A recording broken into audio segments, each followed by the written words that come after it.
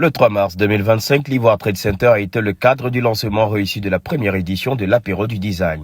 Un événement inédit qui a réuni des passionnés du design et de l'architecture avec pour thème le revêtement mural.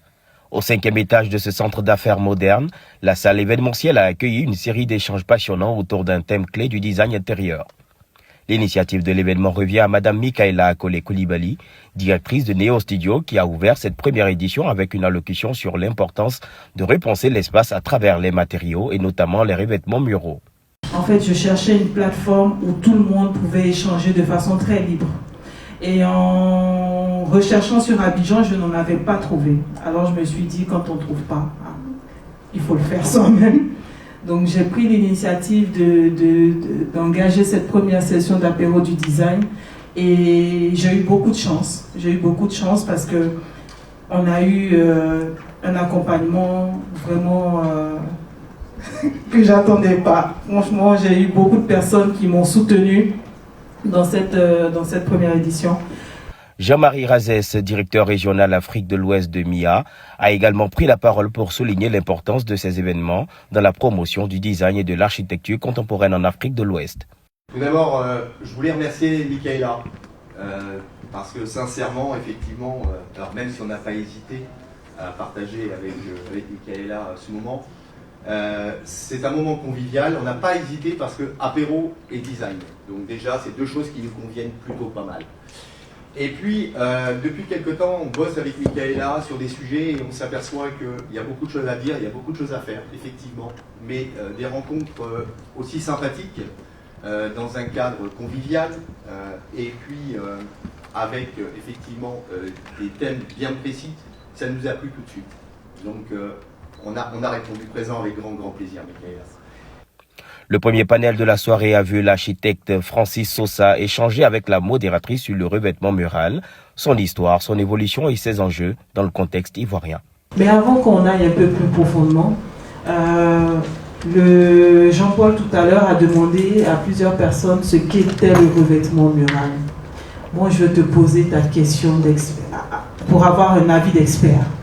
Je veux savoir, selon Francis Sosa, qu'est-ce que le revêtement mural? Merci Michaela. Bonsoir tout le monde. Nous sommes à un apéro, nous ne sommes pas dans un cours d'architecture, mais on va flirter un peu avec cela. Le revêtement, avant qu'il soit mural, il existe en tant que tel. C'est un support qui peut être sur le mur, comme qui peut être sur le plafond, comme il peut être au sol. Il englobe les trois dimensions de l'espace, le revêtement. Le deuxième panel a été centré sur les revêtements muraux contemporains et l'offre d'Abidjan. 4 responsables d'entreprises locales ont présenté leurs produits et services, mettant en lumière les tendances actuelles et les possibilités du marché abidjanais. Le troisième panel fut la seconde touche féminine de ce panel avec l'architecte d'intérieur Stéphanie Machmouchi. Elle a discuté de l'importance d'utiliser des matériaux innovants et tendances pour répondre aux besoins des projets contemporains. Asila, merci beaucoup pour votre présentation. Je tiens à préciser que c'est très important de garder vos yeux sur tous les paramètres écologiques parce que c'est pas juste une actualité, mais une nécessité. Par exemple, Séraphini, vous qui travaillez dans le carrelage, vous savez qu'on a de la terre rouge en Côte d'Ivoire, on a de l'argile et vous pouvez éventuellement lancer des recherches dans ce sens. Pour la peinture, vous avez la possibilité de commencer à créer vous-même vos usines en Côte d'Ivoire. Donc il y a des solutions à tout. Pour l'alu et le vitrage, c'est la même histoire. Si vous cherchez des financements, il y a des organismes aujourd'hui qui peuvent vous accompagner pour pouvoir le faire localement. Donc, comme on dit, quand on veut, on peut. Et il faut le faire.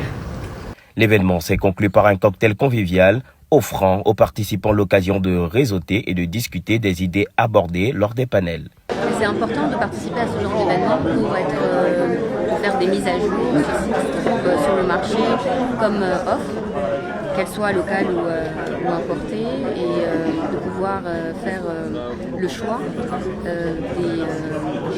on va dire des partis pris qu'on veut avoir dans nos projets d'intérieur, parce que le design c'est aussi des choix et pas seulement une question d'esthétique. Je suis venu apporter vraiment le petit regard de l'architecte, voilà. C'est un sujet passionnant, c'est le sujet même de la représentation de nos constructions, c'est le mur. On a voulu ici le faire vivre ce soir, et pour que tout le monde puisse apprécier maintenant de quoi est composé donc les espaces que nous construisons, qui sont déterminés que par des murs. Alors l'apéro du design se veut être un endroit où on peut échanger librement autour de thématiques liées à l'architecture d'intérieur et au design de façon générale. Donc on a voulu en fait créer un espace où la parole serait libre pour tous ces acteurs-là, les acteurs de l'immobilier, les acteurs de la construction, de l'ameublement et aussi tout ce qui relève de l'architecture, pour qu'ensemble on puisse débattre de sujets qui vont nous permettre de relever le niveau de l'architecture d'intérieur et de la décoration en Côte d'Ivoire. Une première édition réussie pour l'apéro du design, un rendez-vous désormais attendu pour les passionnés du design et de l'architecture en Afrique.